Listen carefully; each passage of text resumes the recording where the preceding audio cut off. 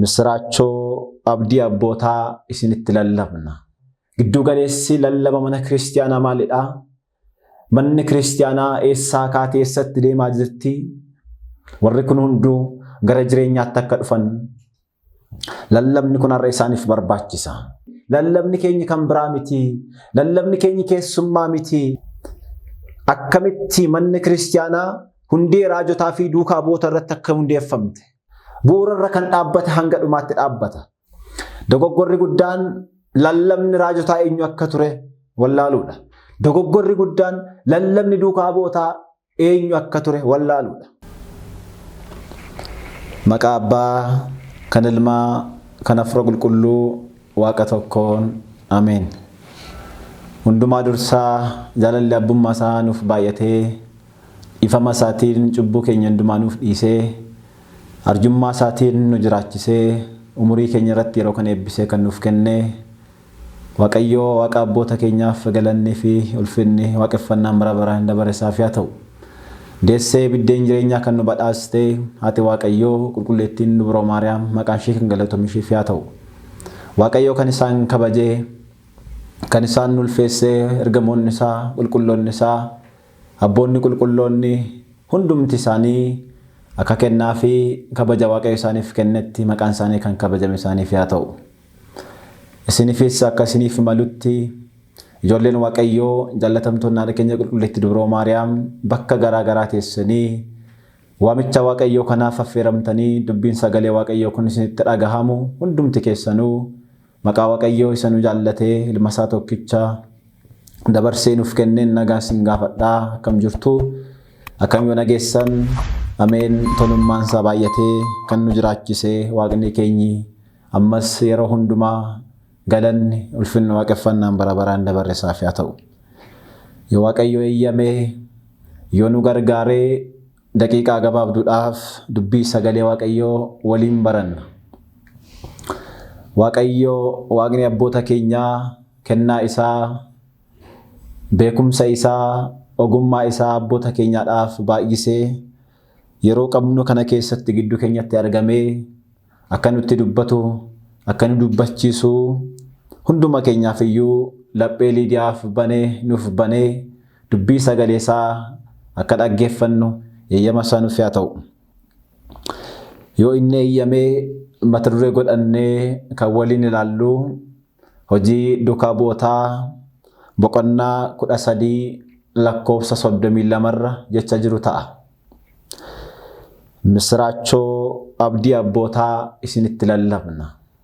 የሐዋርያት ሥራ ምዕራፍ 13 ቁጥር 32 እኛም ለአባቶች የተሰጠውን ተስፋ የምስራቹን ለእናንተ እንሰብካለን።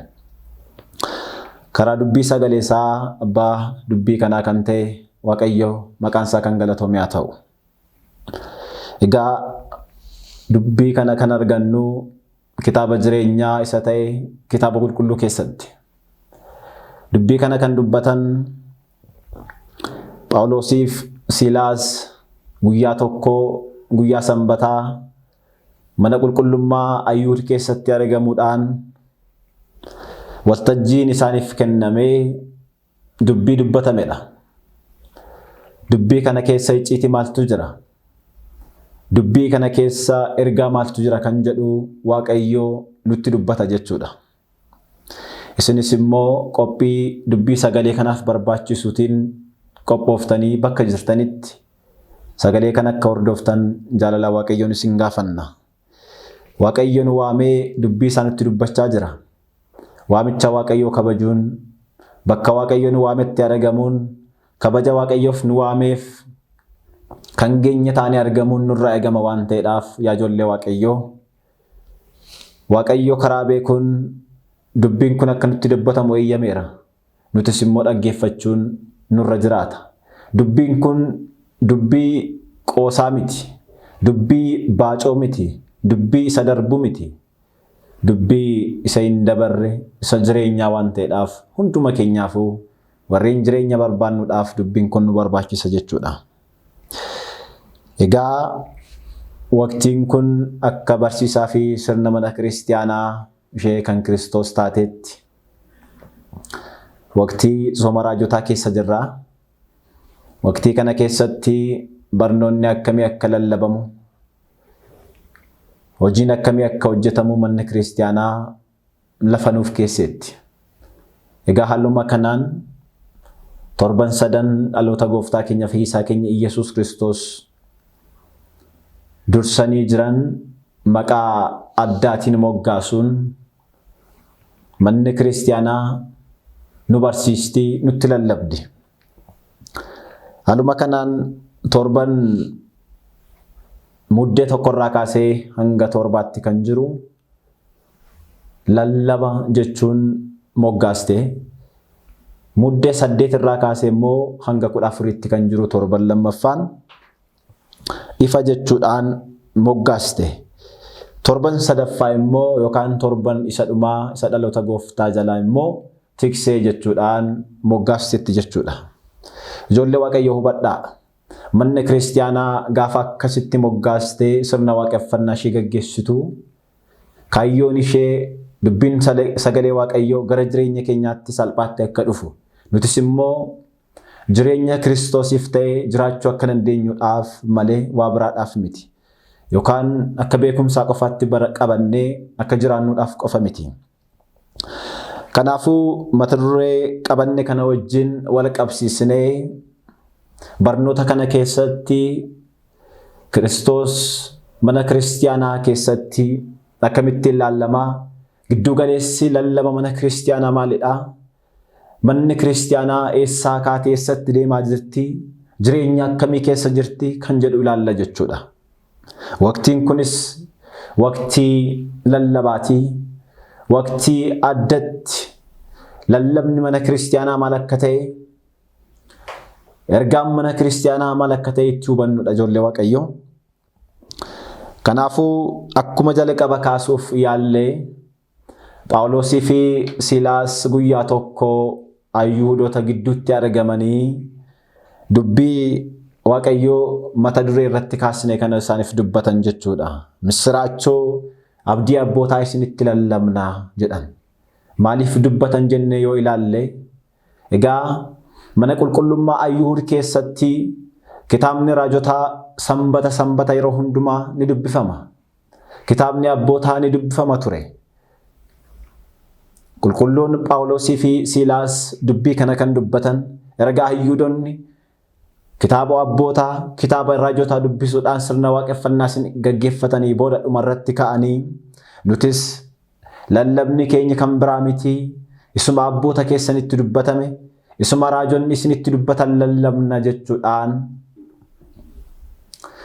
ummata Ayyuud warra Kiristoosii fi lallaba abbootaa, Kiristoosii fi raajii raajotaa tokkoomsuu dadhaban sana gara fayyinaatti fiduudhaaf lallaban jechuudha. Hubadhaa ijoollee Waaqayyoo. Kitaaba raajotaa isa Kiristoosiif barreeffame osoo dubbisanii garuu Kiristoosin hin beekan turan. Kitaaba abbootaa isa Kiristoosiif lallabame osoo dubbisanii garuu Kiristoosin hin beekan turan. Isa fayyina isaaniif dhufee dabarsanii fannisan jechuudha. Har'as bara keenyatti kitaaba Kiristoosiif barreeffame gara biraatti hiikuudhaan Kiristoos biraa kan itti waaqessan, karaa hin taane irra kan jiran dhaloonni hedduun jiru. Warri kun hunduu gara jireenyaatti akka dhufan lallabni kun har'a isaaniif barbaachisa. Kiristoos inni nuti lallabnu, Kiristoos inni nuti isinitti dubbannu, isa abboonni keenya lallaban, isa kitaaba isin qabattanii jirtan kanarratti barreeffamedha malee Kiristoos kan biraa miti jennee isaanitti dubbanna. Ergaan kun, waamichi kun waamicha fayyinaati. Kiristiyaanummaan halkan tokkotti waan ta'e miti. Kiristiyaanummaan kufaatii Addaam irraa kaasee karaa Waaqayyoo beekuun karaa garaa garaa lallabamaa, dhumarra ittis immoo karaa ilma isaa tokkicha dhugaa lallabamedha jechuudha. Isa kana qulqulluun Phaawulos ergaa isaa gara warra Ibrootaatti ergee boqonnaa 1 lakkoofsa 1 irratti 1-2 akkas jedha. Durarraa jalqabee Waaqayyoo karaa garaa garaa karaa adda addaatiin karaa abboota keenyaa raajotaatti dubbatee ture. Barri dhumaa gaafa ga'u garuu hundumaa kan dhaalu isa taasise. Ilma isaa tokkichaan nutti dubbate jedha. Hubadhaa ijoollee Waaqayyoo. Namoota baay'eef kiristaanummaan jaarraa 16ffaa keessa waan eegale isaanitti fakkaatee yaada namoota wajjin bu'anii Kiristoos irraa adda kan bahan jiru. Namoota baay'eef immoo kunoo akkuma warra Ayyuud kana kitaaba isa Kiristoosiif barreeffame dubbisaa ammas ganaa Kiristoos gara fuulduraatti dhufa jedhanii eeguudhaan Kiristoos irraa kan adda bahan jiru. Namoota baay'eef immoo Kiristoositti amanneerra jechuudhaan jireenyaan garuu isarraa adda bahanii kan jiraatan jiru. Hubadhaa ijoollee Waaqayyoo. Kiristaanummaan akkamitti dhufe? Akkamitti ka'e? Gidduugalli lallaba mana kiristaanaa maali? Torbeen jalqabaa, torbeen mudda tokkorraa kaasee hanga torbaatti jiru kun lallaba jedha. Waqtii kanatti lallabni mana kiristaanaa maali? Mata dureen isaa maali kan jedhutu lallabama. Qulqullichi Yaareed kennaan mana kiristaanaa Ortodoksii biyya keenyaa waa'ee lallaba mana kiristaanaa gaafa kaasuu faarfannaa isaa irratti maal jedha? Addunyaa dura kan turee fi qoricha isa ta'e ilma ni lallabna jedha. Addunyaa dura kan turee fi qoricha isa ta'e isa kaleessa raajotaan himame isa kaleessa abbootaaf abdachiifame sana jedha. Hubadhaa ijoollee Waaqayyoo. Waa'een dhalachuu ilma Waaqayyoo kaleessa kufaatii Addaam irraa kaasee lallabame. Addaam dubbii hamaa fi gaarii adda baasuudhaaf Addaam nu keessaa tokko ta'e jedhu sana dhagahuudhaan dhalachuu ilma Waaqayyoo abdiidhaan eeggachaa ture. Dhala kee irraa dhufeensi fayyisaa dubbii jedhu sana dhagahuudhaan dhalachuu ilma Waaqayyoo abdiidhaan eeggachaa ture.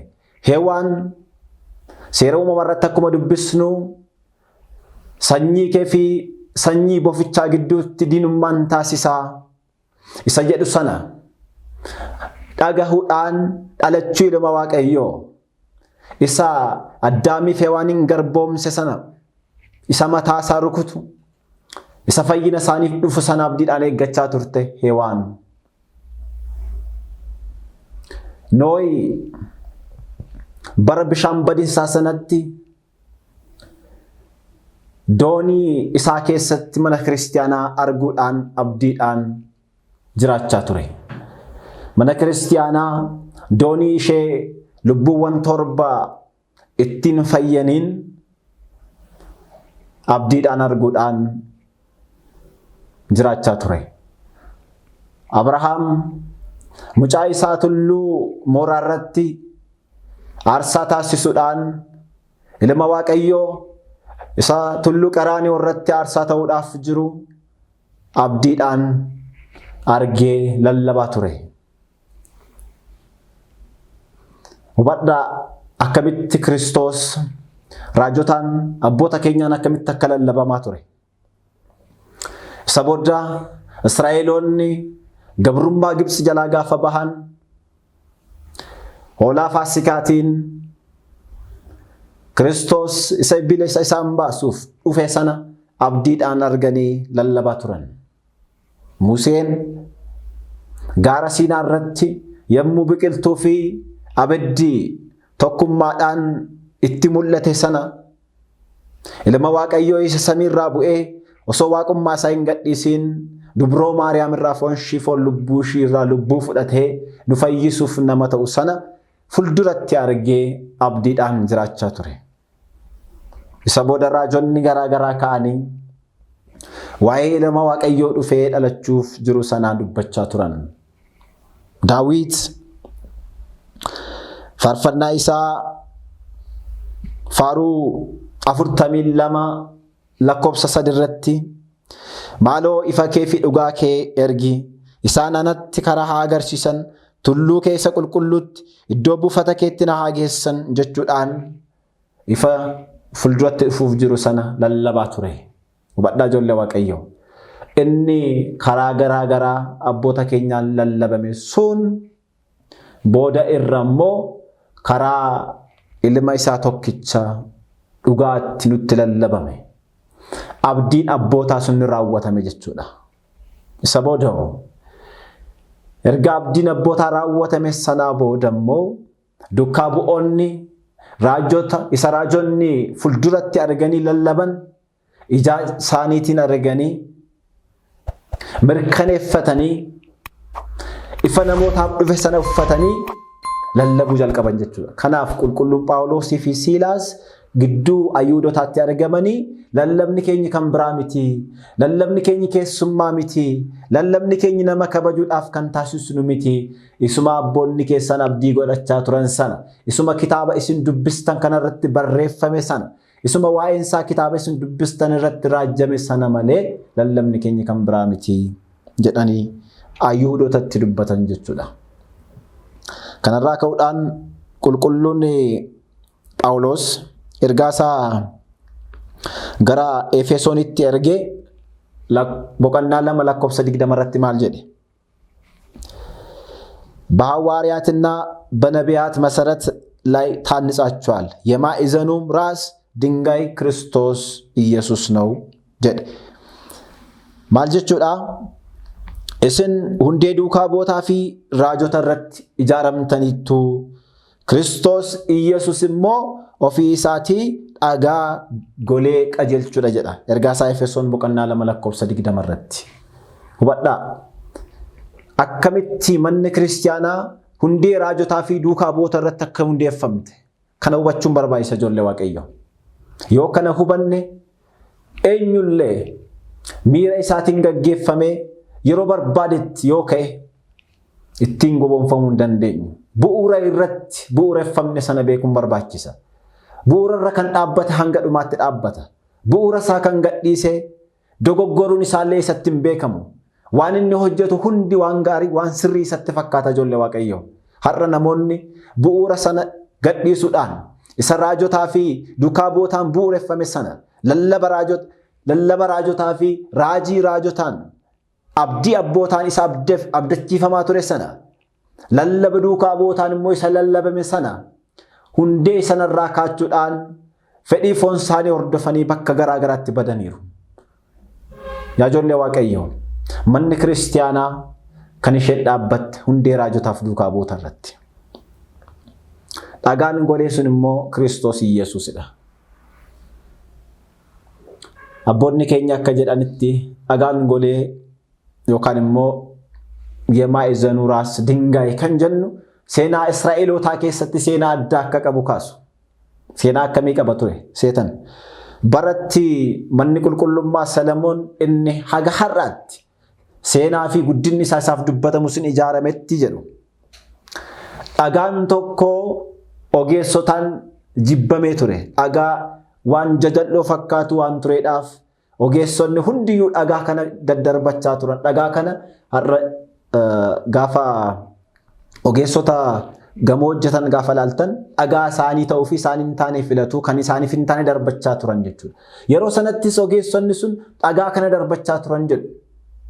Garuu waan nama ajaa'ibu keessaa osoo mana sana ijaaraa jiran iddoo ta'e wayiitti dhagaan bakka tokkotti barbaachisu wayii ni barbaadame jedhu.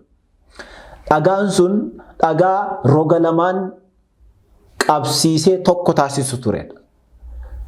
Dhagaa isaan guyyoota biroo yookaan guyyoota dheeraadhaaf achi darbachaa as darbachaa turan sun guyyaa sanatti garuu qoricha ta'ee gamoon sun rogni karaa gar tokkoo fi rogni karaa biraa jiru sun akka wal qabatuudhaaf gargaare jedhama jechuudha. Kanarraa ka'uudhaan qulqulluun Phaawulos dhagaan golee sun Kiristoos ture kan jedhe.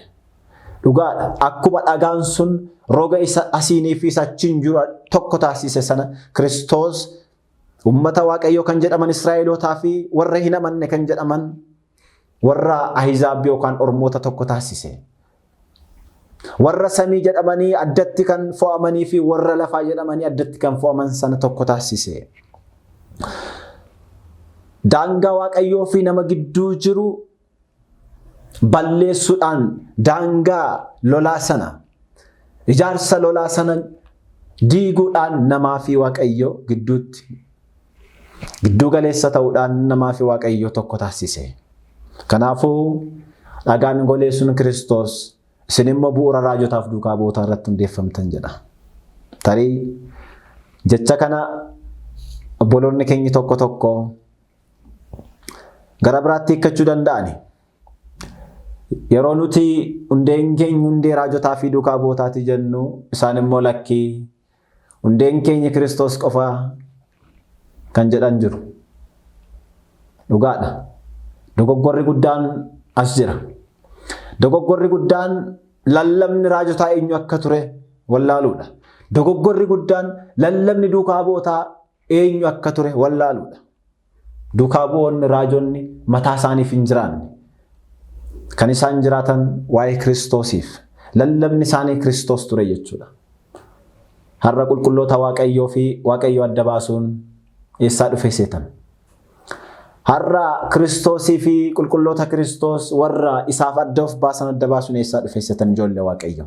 Qulqulluun Phaawulos bu'uura raajotaa fi duukaa bu'oota irratti hundeeffamtaniittan gaafa jedhu hundeen keessan raajotadha, Waaqni keessan isaanidha, kan isin gargaaru isaanidha jechuu isaa miti. Raajonni Kiristoosiif waan jiraataniidhaaf, duukaa bu'oonni Kiristoosiif waan jiraataniidhaaf manni kiristiyaanaa har'a karaa kamiinis ta'u qulqullootas yoo jette qulqulloonni Kiristoosiif jiraatan jette lallabdi. Dubroo Maariyaamiinis yoo jette dubroon Maariyaam ilma Waaqayyoo Kiristoosin deesse jette lallabdi. Sirna waaqeffannaa ishee kamillee keessatti kaayyoon ishee Kiristoosin lallabuudha. Kiristoos akkasitti mana kiristaanaa keessatti lallabame jechuudha. Hubadhaa ijoollee Waaqayyoo. Kanaafuu mata dureen lallaba mana kiristaanaa, bu'uurri lallaba mana kiristaanaa isa raajota irraa abboota keenya irraa kaasee raajotaan raajamee har'a immoo hanga har'aatti darbii darboo qulqulluudhaan nu bira gahee jechuudha. Egaa raajonni duukaa bu'oonni Kiristoosin lallabanii jenneerra. Waqtii torban lallabaa kana keessattis kan yaadatamu isa kana jenneerra. Raajonni kun maal jedhanii immoo lallaban? Kiristoosin lallaban jechuun qofti hiika qabaachuu dhiisuu danda'a. Maal jedhanii lallaban? Isaatiin maal jedhanii? Maal jedhanii dhugaa bahaniif? Maal jedhanii hawwaa turan raajonni bara sanatti bara dukkanaa keessa taa'anii kan jedhu immoo ilaaluun barbaachisa. Kanaafuu inni jalqabaa ifa jedhanii lallabaa turaniiru. Wal ta'anii raajonni abboonni bara dukkanaa sana keessa taa'anii dukkana cubbuudhaan liqimfamanii baratti namoonni cubbuu irraa gammachuu waan argatan isaanitti fakkaatee jireenya isaanii hunda cubbuudhaaf kennan sana keessa taa'anii ifa isa gara fuulduraatti dhufuuf jiru sana lallabaa turan jechuudha. Duratti akkuma kaasne faarfataan Daawit ifa kee maaloo ifa kee fi dhugaa kee nuuf ergi. Ifni kee daandii natti agarsiisan. Tulluu keessa qulqulluutti iddoo buufata keetti illee na haa geessanii jedha. Ifa isa kana hawwaa turan. Ifa isa Waaqayyotti isaan geessu. Ifa isa jireenyatti isaan geessu dheebuudhaan barbaadaa turan jechuudha raajonni abboonni keenya. Kanaafuu manni kiristaanaa torban kana keessatti ifni sun eenyu? Raajotaan akkamitti lallabame? Duukaa bu'ootaan akkamitti lallabame? Jireenya keenya keessattuu akkamitti jira kan jedhu sana barsiisti jechuudha. Isa booda gara kakuu haaraatti gaafa dhufnu akkuma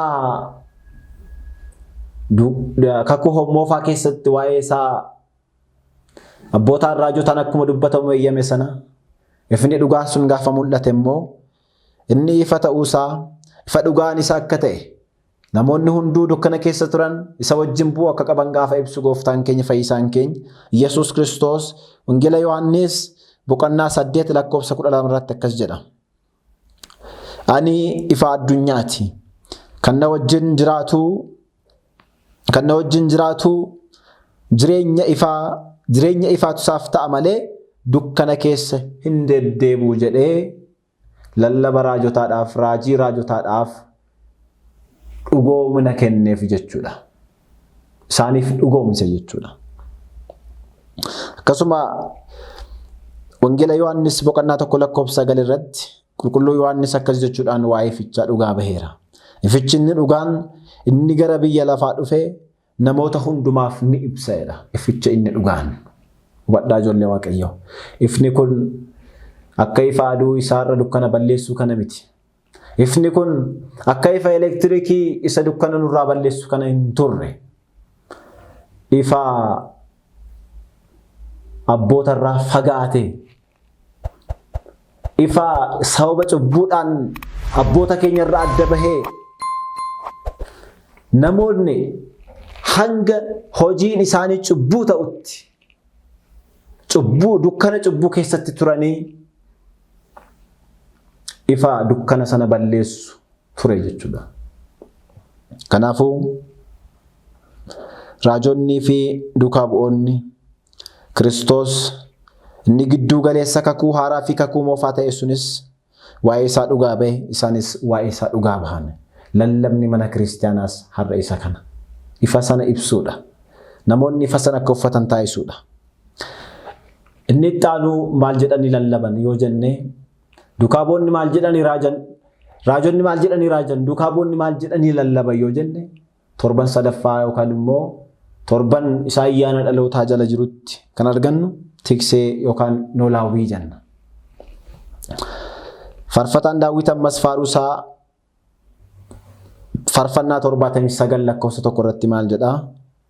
Yoosefiin kan gaggeessite yaa tiksee Israa'el nu dhagahi. Kiruubeel irra kan teessu nuuf kottu. Nuyi tiksee dhabnee tiksee nu gaggeessu. Tiksee gara hojii gaariitti nu geessu dhabnee rakkachaa jirra. Yoosefiin bakka inni deemu hundaatti kan gaggeessite har'as harka kee nuuf ergiitii tiksee isa dhugaa nuuf ergiitii inni nu gaggeessu jedhanii kadhannaa isaanii tsoomaa fi sagadaan dhiyeeffachaa turan. Kiristoosis kadhannaa isaanii kanaaf deebii yeroo kennu Wangeela Yohaannis boqonnaa 10 lakkoofsa 11 irratti ani tiksee arjaadha. Tiksee arjaa waa'ee hoolota isaaf lubbuu isaa dabarsee ni kennaa jedhe. Tiksee dhugaa isa raajonni dheebochaa turan sana ta'uusaa dhugaa baheef jechuudha yookaan ni dhugoomseef jechuudha. Duukaa bu'oonnis isa kana harkaa fudhanii dhala namoota warreen tiksee dhabuudhaan bakka garaa garaatti kaan fedhii isaaniif bitamanii, kaan yaada mataa isaaniif bitamanii, kaan falaasama mataa isaaniif bitamanii bakka garaa garaatti bakka isaaniif hin malletti faca'anii turan sana kan ittiin waaman tiksee dhugaan sun Kiristoos jechuudha. Ijoollee Waaqayyoo, egaa manni kiristaanaa bu'uura raajotaa fi duukaa bu'oota irratti hundeeffamteetti yookaan ijaaramteetti jenneerra. Nuti immoo ijoollee mana kiristaanaati. Eega akkas ta'e manni kiristaanaa kan hundeeffamte haala kanaan erga ta'e lallabni ishiis erga kana ta'e jireenyi keenya immoo maal fakkaata laata kan jedhu ilaallee barnoota keenya golobna jechuudha. Egaa dubbiin sagalee Waaqayyoo yoomiyyuu keessatti akka of ilaalluuf ittiin akka jijjiiramnuuf dubbiin sagalee Waaqayyoo akkasumatti bakkeetti baduudhaaf barreeffame tokko illee hin jiru. Anaafis siifis barreeffameera. Waan nuuf ergame xalayaa nuuf kenname sana xalayaa nutti ergame sana dubbasuun ittiin qajeelfamuun nurraa eegama ijoollee Waaqayyoo. Raajonni ifa jedhanii lallabanii, raajonni tiksee jedhanii lallabanii, duukaa bu'oonni sarkaa fuudhanii ifni dhugaan isadhaa, tiksee dhugaan isadhaa gara isaatti kottaa jedhanii lallabanii, nuti immoo ifa akkamii keessa jirra laata? Har'a ifni jireenya keenyaa eenyudha laati? Ergaa qulqullicha Phaawulos gara warra Roomeetti ergee boqonnaa 13 lakkoofsa 12 irraa kaanee yoo ilaalle halkan sun darbee jira. Halkan inni raajonni itti dhibbatan sun, halkan inni abboonni keenya itti gidirfaman sun darbeera. Guyyichis dhiyaateera, ifni dhufeera. Kanaafis kottaa hojii dukkanaa keessa hojjetamurraa of fuunee gannee mi'a lolaa isa ifa keessa ittiin hojjetan hidhanna jedha. Bara dukkana keessa turre sanatti aangoo hin qabnu, bilisummaa hin qabnu,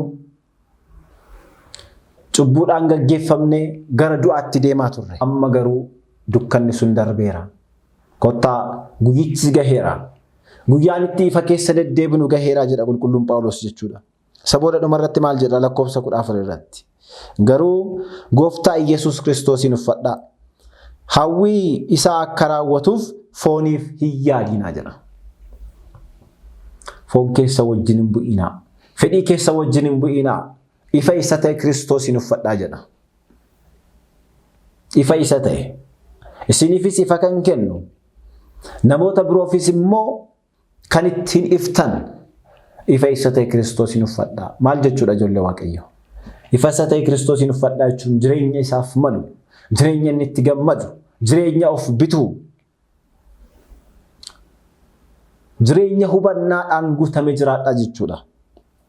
Dabalee maal jedhaa? Qulqulluu Yohaannis ergaa isaa isa 1ffaa boqonnaa 5 irraa kaasee gaafa dubbisnu Waaqayyo ifadha jedha. Dukkannis gonkumaa isa keessa hin jiru. Ergaan nuyi isarraa dhageenye isinitti himnus isa kanadha. Waaqayyo wajjin tokkummaa qabna jennee dukkana keessa yoo deddeebine hin sobna. Akka dhugaa sanaattis hin jiraannu jedha. Waaqayyo wajjin jiraanna jechaa dukkana cubbuu keessa yoo deddeebine of gowwomsaa jirra, of sobaa jirra jechuudha ijoollee Waaqayyo. Kanaaf ifni kun gara jireenya keenyaatti akka dhufu.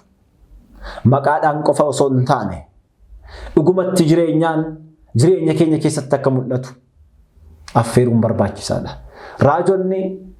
Raajotumti warri bara dukkana sana keessa ta'anii ifa kana eegaa turanillee jireenya hojii kanaaf malu qabaachaa turaniiru. Qajeeltota jedhamaniiru bara sanatti. Bara qajeelummaan hin jirretti.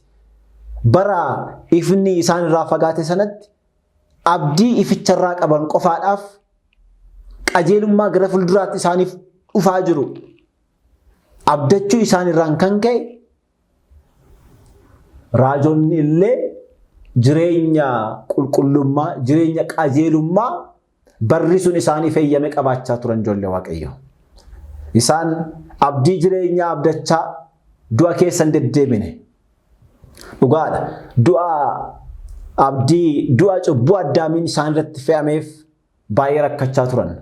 Garuu immoo abdii Waaqayyoon isa gara fuulduraatti isaaniif kenne sana abdachaa Waaqayyo wajjinis jiraachaa turan.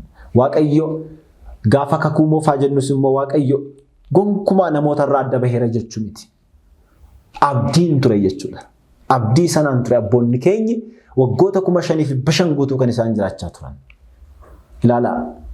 Isaan baroota amma kana abdii fuulduratti dhufuun jiraatan ijoollee Waaqayyo. Abdiin isaan abdatan sun har'a harka keenya jira. Har'a harka keenya galeera. Har'a ija keenyaan argineerra. Har'a wajjin nyaanne wajjin dhugneerra. Abdii kanaan jiraachuun barbaachisaadha. Misraachoo kanaan jiraachuun barbaachisaadha. Lallabni keenya misraachoo kana ta'uu qaba. Lallabni keenya har'a ulfina namootaa miti. Misraachoo isaa abdii abbootaati jechuudha. Kanaafuu Waaqayyo ifadhaa, Waaqayyo wajjin jiraanna yoo jettan ifa sana uffadhaa. Ifni sun immoo Kiristoos jedha jechuudha qulqulluu Yohaannis. Egaa kana qofaa miti. Waa'ee tiksummaa Kiristoos gaafa kaasu qulqullichi Phexros ergaa isaa boqonnaa 2 lakkoofsa 25 ergaa isaa 1ffaa irratti akka hoolota tiksee hin qabne ni qisaasoftu turtan. Amma garuu gara eegduu fi tiksee lubbuu keessanitti deebitaniittu jedha. Dhugaadha. Abboonni keenyi tiksee dhabuudhaan bakka garaa garaatti of qisaasessan. Kaan waan ofii hojjetanitti waaqessuutti bitaman.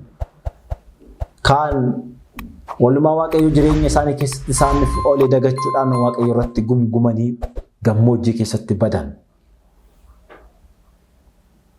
Har'a garuu yeroon isaa yeroo itti tiksee malee jiraattan miti. Yeroon sun darbeera. Yeroo isinitti tiksee dhabuudhaan akka hoolota tiksee hin qabne bakka garaa garaatti qisaasoftan. Yeroon sun darbeera jedhe ijoollee Waaqayyo. Jireenya tiksee malee jiraachuu nu haa ga'u jechuun barbaachisaadha. Hoolonni tiksee hin qabne bakka hin taanetti kufu. Hoolonni tiksee hin qabne bakka hin taanetti qisaasawu. Har'a dubbiin keenya bakka hin taanetti akka hin qisaasofneef gara tiksee keenyaatti haa dhufnu. Har'a arraba keenyaan dubbii hin malle dubbannee akka hin qisaasofneef, umurii keenya akka hin qisaasessineef, deemsa keenya akka hin qisaasessineef,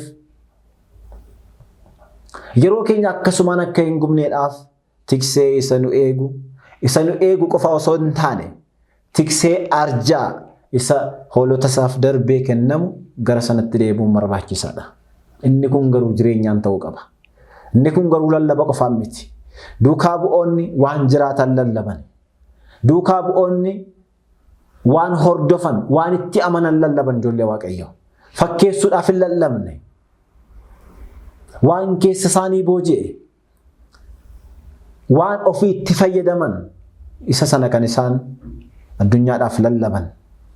Ittiin milkaa'aniiru Waaqayyo isaan gargaareera jechuudha. Kanaaf ijoollee Waaqayyoo gaafa Kiristoosiin uffannee Kiristoos ifa waan ta'eedhaaf ifni keenya namoota biraaf ifa. Sababa sanaatiin immoo akkuma kitaabni jedhe ifa keessan ilaalanii namoonni abbaa keessan isa samii akka kabajaniidhaaf, isaaf ulfina akka kennaniidhaaf ifni keessan namootaaf kan ife haa ta'u kan jedhame isa sana. Jireenya Kiristoosiin uffachuudhaan jiraatamu sanadha. Kiristiyaanummaan maqaadhaan ta'uu hin qabu. Namoota biroof kanafu ta'uu qaba. Nuti qofa kan itti fayyinu, nu qofa keessatti kan daanga'e ta'uu hin qabu. Namoonni biroon ittiin booji'amuu qabu. Inni sun garuu jiraannee ta'uu qaba jechuudha.